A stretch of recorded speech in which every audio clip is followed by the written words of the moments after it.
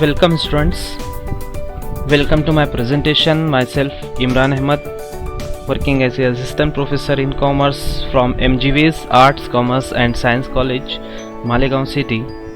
I welcome you all in my presentation in the class SYBCom, subject Elements of Company Law. Today's our topic of discussion is name clause and its alteration. So today's our topic of discussion is name clause and its alteration. Let's discuss. There are, as we know, in the previous lecture we have studied about the memorandum of association, and in memorandum of association we have seen that there are total 6 clauses. There are total 6 clauses in the memorandum of association. ठीक है, what are those? We have already discussed. Among that, today we will discuss first clause and its alteration, that is the name clause. तो ये 6 clauses में से आज जो हम पहला clause स्टार्ट करेंगे वो नेम clause है और उसका alteration. ठीक है, इस वीडियो में हम name clause and its alteration इस पर डिस्कस करेंगे. Contents of memorandum of association, section 13 of Companies Act 2013. ये टोटल 6 clauses है. जैसे मैंने इससे पहले के वीडियो में भी बताया, इसमें भी हम देख लेते हैं what are those 6 clauses. First is name clause, जैसे जो कि आज का हमारा टॉपिक है. फर्स्ट टॉपिक हम आज क्लॉज स्टार्ट कर रहे हैं इस वीडियो में, नेम क्लॉज. इसके बाद हम देखेंगे registered office clause, object clause, liability clause, capital clause and association और सब्सक्रिप्शन क्लॉज. तो ये 6 क्लॉजेस हैं मेमोरेंडम ऑफ एसोसिएशन में. आज जो हम फर्स्ट क्लॉज स्टार्ट करने वाले हैं वो है name clause of the company and it's alteration. So let's start today's topic of discussion. Name clause of the company. It is mandatory to mention the complete name. Name clause में क्या रहेगा? It is mandatory to mention the complete name of the company while drafting memorandum of association. Company का complete name जो है वो memorandum of association में name clause में रहना चाहिए. इससे पहले जैसे मैंने आप लोगों को बताया कि जो कंपनी होती है, company should mention its name and should have to take the approval from the ROC. ROC कौन होता है? Registrar of the company. Registrar of the company से क्या करना पड़ता है? कंपनी को जो नेम होता है, कंपनी का नेम, वो फाइनलाइज करना पड़ता है. ठीक है, तो पहले कंपनी फाइनलाइज करेगी, अप्रूव करेगा से ROC, registrar of the company. उसके बाद कंपनी जो है तो अपना नाम वो फिक्स करेगी. तो वो नाम कैसा होना चाहिए कंपनी का? It should B complete in manner. ठीक है, complete in manner means public company है तो पब्लिक लिमिटेड कंपनी लिखेगी, और प्राइवेट कंपनी है तो प्राइवेट लिमिटेड ये कंपनी को लिखना पड़ेगा. ए कंपनी, जैसा से for example public limited company है तो ए कंपनी है वो पब्लिक लिमिटेड है तो a limited company, that's it. ए उसके आगे लिखेगी लिमिटेड कंपनी. तो इससे क्या होता है? ये कौन सी कंपनी हो जाएगी? Public company. और अगर प्राइवेट कंपनी है तो ए प्राइवेट लिमिटेड, ए कंपनी के आगे हमें क्या लिखना पड़ेगा? Private limited. ठीक है, तो सिर्फ अगर LTD लिमिटेड कंपनी लिखते हैं तो वो public company, it denotes the public company.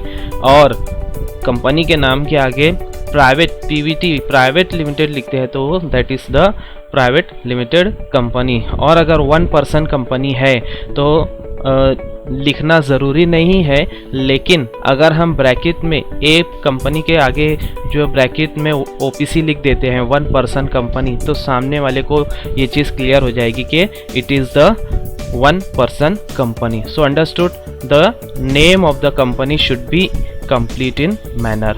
ठीक है, नेक्स्ट है यहाँ पर हमारा ए कंपनी में select any name. Company may select any name that it prefers, but it should not be identical to an existing company. तो कंपनी जो है तो अपना कोई भी नाम वो सेलेक्ट कर सकती है, लेकिन कंडीशन क्या है यहाँ पर हमें ये ध्यान में रखना होगा कि कंपनी जो नाम सेलेक्ट करेगी it should not be identical to an existing company. Say for example Tata, Birla, Reliance, हम ये नाम सुनते रहते हैं। तो हम हमारी company a Tata company limited, हमारी कंपनी का नाम है ए, और उसके आगे हम लिख देते हैं कि ए टाटा कंपनी, ए रिलायंस कंपनी, ए बिरला कंपनी लिमिटेड। तो अगर हम ऐसा लिखते हैं तो सामने वाला हमारी कंपनी का नाम ए के आगे अगर टाटा लिखा हुआ है, टाटा कंपनी लिमिटेड, तो उसके माइंड में क्या आएगा कि ये कंपनी टाटा कंपनी की है और वो उस सेंस में हमसे जो है तो वो कॉन्ट्रैक्ट करेगा। तो ये क्या हो जा रहा है यहाँ पर, हम जो है तो सामने वाले को मिसलीड कर रहे हैं, मिसगाइड कर रहे हैं। तो ये चीज़ें ना हो इसलिए हमारा जो है तो कोई रिलेशन नहीं है टाटा कंपनी से। हमारा अगर हमारा टाटा कंपनी से कुछ कॉन्ट्रैक्ट नहीं है, कुछ रिलेशन नहीं है, तो हम हमारे नाम के आगे ये नाम नहीं लगा सकते। तो इसलिए यहाँ पर कहा गया है you should not be identical to an existing company. ठीक है, लेकिन कंपनी अपना कोई भी नाम, कंपनी में सेलेक्ट एनी नेम, कंपनी में select any name that it prefers, जो भी वो रखना चाहे वो रख सकती है। ठीक है, नेक्स्ट क्लॉज है यहाँ पर the chosen name of the company as it appears in the memorandum of association। जो कंपनी ने अपना नाम सेलेक्ट किया है, जो कि मेमोरेंडम ऑफ एसोसिएशन में दिख रहा है, it should be exactly the same as the one approved by the registrar of the companies. यानी कि इसका मतलब जो भी कंपनी ने नाम सेलेक्ट किया है और मेमोरेंडम ऑफ एसोसिएशन में उसे लिख रही है, तो वो नाम जो रहेगा it should be exactly the same जो कि रजिस्ट्रार ऑफ द कंपनी ने अप्रूव किया है वो नाम, और हमने जो कंपनी का नाम रखा है और मेमोरेंडम ऑफ एसोसिएशन में उसको लिखा है, that name should be the same.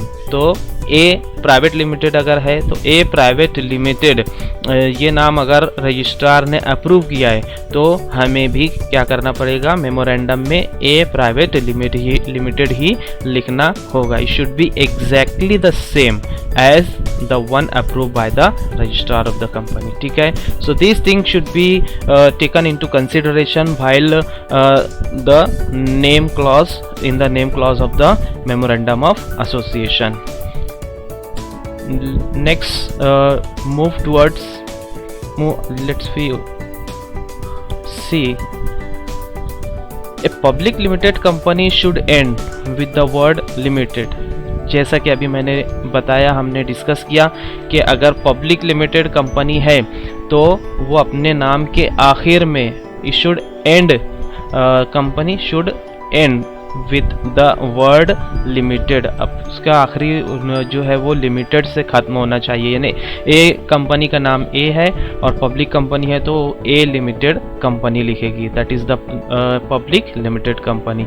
And likewise private limited company है तो it should end with the word private limited. तो मैंने बताया जैसे इससे पहले वही बातें हैं, पब्लिक कंपनी है तो ए लिमिटेड यानी वो पब्लिक कंपनी है, प्राइवेट कंपनी है तो ए प्राइवेट लिमिटेड पूरा लिखना होगा, प्राइवेट लिमिटेड पूरा लिखना होगा किसके लिए, प्राइवेट कंपनी के लिए। तो both denotes the private limited company and public limited company. Understood. Next, the name should not be similar or identical। the name should not be similar or identical to the name of any other company यानी कि existing company, जो company already registered है market में। जैसे कोई company अगर जो company registered है ऑलरेडी, वो उसका नाम हम और हमारा नाम सेम नहीं होना चाहिए। यानी कि बेसिकली तो रजिस्ट्रार ऑफ द कंपनी जो होगा वो पहले ही हमारी कंपनी को अप्रूव, जो नाम हम सेलेक्ट करेंगे उसको पहले वो अप्रूव ही नहीं करेगा। तो नेम क्लॉज में हमें ये चीज़ ध्यान में रखना है कि it should not B be identical to the name of the company should not be identical to the existing name of the company। जो ऑलरेडी कंपनी है मार्केट में उससे सेम नहीं होना चाहिए हमारी कंपनी का नाम, ठीक है। A company should restrain from using word like, company जो है तो उसको रिस्ट्रिक्ट किया गया है यहाँ पर बाय यूजिंग द वर्ड। कुछ नाम यहाँ पर दिए हुए हैं जिनका यूज़ करना वो रिस्ट्रिक्शन है, जैसा कि king, queen, emperor, government bodies, name, इस तरीके के नाम जो है तो हम सेलेक्ट नहीं कर सकते। या फिर name of world bodies like UNO हो गया, डब्ल्यूएचओ हो गया, वर्ल्ड बैंक हो गया, ठीक है। तो इस तरीके के नाम हम क्या करना है, हमें नहीं यूज़ करना है। A king limited, B king limited या क्वीन लिमिटेड, ठीक है। इस तरीके के royal names we are not allowed to select. तो basically registrar of the company जो रहेगा वो हमें सिरे से ही क्या कर देगा, हमारा नाम निकाल देगा, कट कर देगा, उसको अप्रूव नहीं करेगा। तो इस तरीके का नाम हम सिलेक्शन में, मतलब सिलेक्शन के टाइम में कंपनी का जो नाम हम रखेंगे उसके टाइम में हमें क्या करना पड़ेगा, ध्यान रखना पड़ेगा। गवर्नमेंट बॉडीज़ के नाम जो है लाइक यूएनओ हो गया, डब्ल्यूएचओ, वर्ल्ड बैंक, ये तमाम नाम, इस तरीके के नाम भी नहीं रख सकते। क्यों नहीं रखना है यहाँ पर क्लियर किया गया है, in order not to mislead the public a company must not use a name which is prohibited, ठीक है। जो प्रोहिबिटेड है वो रिस्ट्रिक्शन जिसको है, प्रोहिबिशन है, वो नाम हम यूज़ नहीं करेंगे। क्यों? क्योंकि पब्लिक जो है तो मिसगाइड होगी, मिसलीड होगी। जैसे इससे पहले अभी मैंने डिस्कस किया कि अगर आप टाटा कंपनी अपने नाम के आगे लगा लेते हैं तो सामने वाली पार्टी क्या लगेगा, जो कॉन्ट्रैक्ट हमारे साथ करने वाली है या किसी को अगर करना है कॉन्ट्रैक्ट हमारे साथ में, तो वो क्या समझेगा कि हमारा और टाटा कंपनी का कुछ रिलेशन है, ये टाटा कंपनी है, ठीक है। उसकी ब्रांच हो सकती है और एनी अदर थिंग्स, तो यानी कोई कनेक्शन हो सकता है हमारा टाटा कंपनी से, वो ये सोच करके हमारे साथ कॉन्ट्रैक्ट करेगा, जबकि हमारा बेसिकली कोई रिलेशन ही नहीं है टाटा कंपनी से, ठीक है। तो इसलिए हमें क्या करना होगा, हम जो है तो पब्लिक को मिसगाइड या मिसलीड ना करें, इसलिए जो है तो जो कंपनी ऑलरेडी एग्जिस्ट है मार्केट में उससे अलग नाम सेलेक्ट करना होगा, ठीक है। So this should be taken into consideration. हमें जो है तो ये ध्यान रखते हुए नाम का सिलेक्शन करना होगा। आगे बढ़ते हैं हम, अल्टरेशन।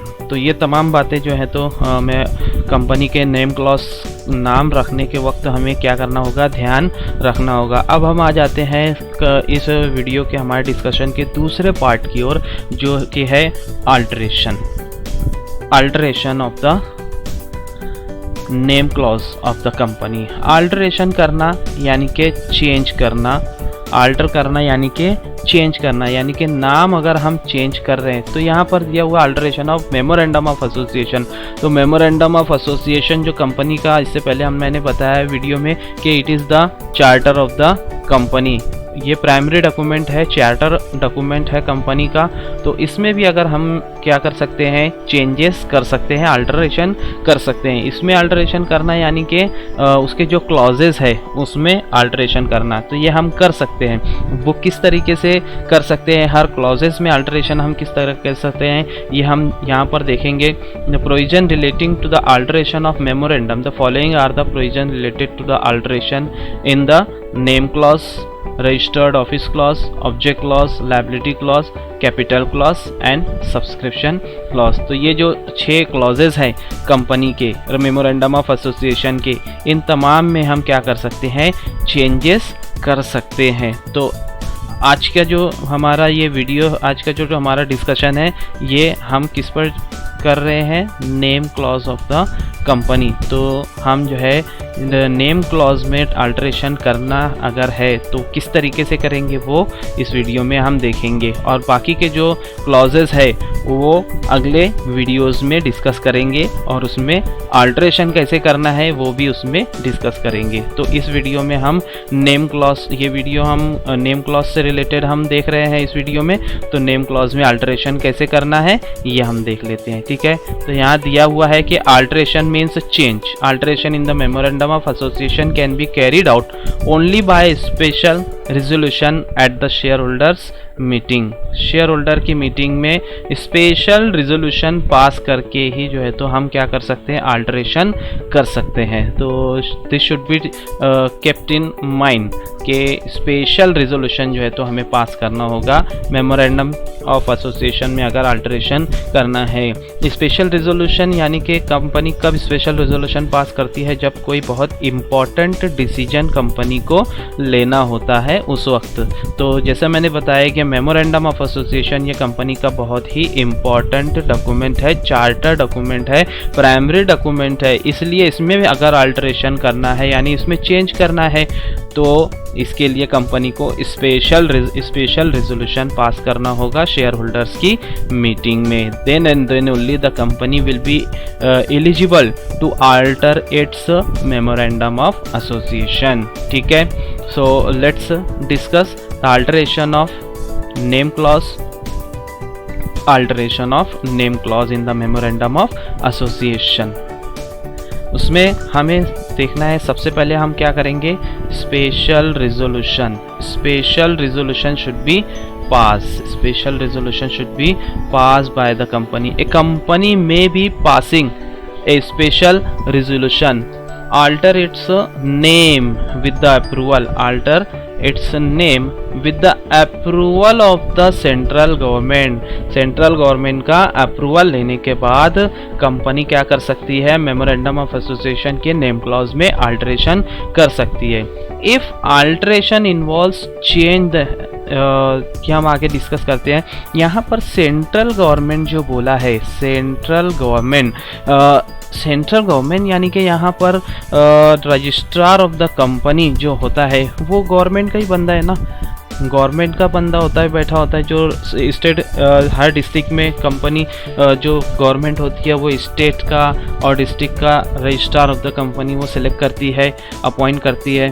तो जो भी अल्टरेशन, जो भी बातें होती है, रजिस्ट्रेशन करना है या कुछ एक्टिविटी करना है कंपनी को, तो सबसे पहले परमिशन लेना होती है और बताना होता है रजिस्ट्रार ऑफ द कंपनी को। किसको, रजिस्ट्रार ऑफ द कंपनी को। तो रजिस्ट्रार ऑफ द कंपनी कौन होता है, गवर्नमेंट का बंदा होता है।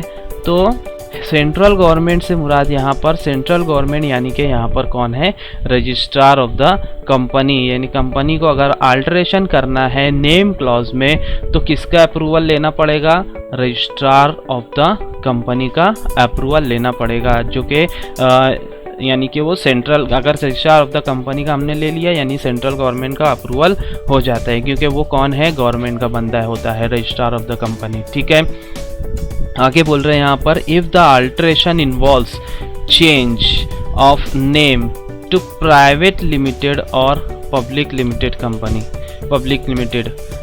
ठीक है, permission of central government is not required under section 21। अगर हम अल्टरेशन कर रहे हैं कंपनी के नाम में, सिर्फ वो प्राइवेट लिमिटेड से पब्लिक लिमिटेड चेंज कर रहे हैं, तो यहाँ पर सेंट्रल गवर्नमेंट का अप्रूवल लेना ज़रूरी नहीं है। ठीक है, ये बात ध्यान में रखेंगे हम। आगे यहाँ पर क्या बोल रहा है, ऑर्डिनरी रेजोल्यूशन पास कब करेगी कंपनी। एक तो हो गया यहाँ पर स्पेशल रेजोल्यूशन पास करके अल्टरेशन हम कर रहे हैं नेम क्लॉज में, और यहाँ पर सेकंड बताया जा रहा है, यहाँ पर दिया हुआ है ऑर्डिनरी रेजोल्यूशन कब पास करेगी। In case a company has been registered with the name which resembles a name of an existing company। अगर जब हम कंपनी को रजिस्टर, जब हमने कंपनी रजिस्टर किया और गलती से जो है तो वो रिजेंबल हो गया as name of an existing company, जो एग्जिस्टिंग कंपनी है उसके जैसा हो गया, सेम हो गया, और रजिस्ट्रार ऑफ द कंपनी ने भी अप्रूव कर दिया, the central government may ask it to change its name. Central government क्या करेगी, उसको चेंज करने के लिए बोलेगी। ठीक है, in such case ordinary resolution is sufficient. अगर हम तो वहाँ पर हमें क्या करना होगा, ऑर्डिनरी रेजोल्यूशन पास करके वो नाम हम चेंज कर देंगे। लेकिन ऊपर जो है तो क्या है, स्पेशल रेजोल्यूशन पास करना होगा ठीक है, in case of change of name. और अगर सिर्फ कंपनी प्राइवेट से यहाँ पर जो है तो दिया हुआ है रिजेंबल है कंपनी, सेकंड ऑर्डिनरी रेजोल्यूशन में रिजेंबल्स बता रहा है, सेम बता रहा है, कंपनी का नाम जो है तो जो मार्केट में अवेलेबल कंपनी, एग्जिस्टिंग कंपनी उसके सेम बता रहा है, तो हम सिर्फ ऑर्डिनरी रेजोल्यूशन पास करके नाम जो है तो वो नेम चेंज कर सकते हैं। It is the alteration of name clause in the memorandum of association. It is the name clause, alteration of name clause in the memorandum of association. तो ठीक है, यहाँ पर आप लोगों को समझ में आ गया कि name clause of memorandum of association क्या होता है और उसमें हम अल्टरेशन किस तरीके से कर सकते हैं, स्पेशल रेजोल्यूशन के ज़रिए और कब करना है, और ऑर्डिनरी रेजोल्यूशन के लिए पास करना है अगर तो किस सिचुएशन में हम पास करके नाम को, कंपनी का नाम चेंज कर सकते हैं। ठीक है, so understood. Thank you for watching my video.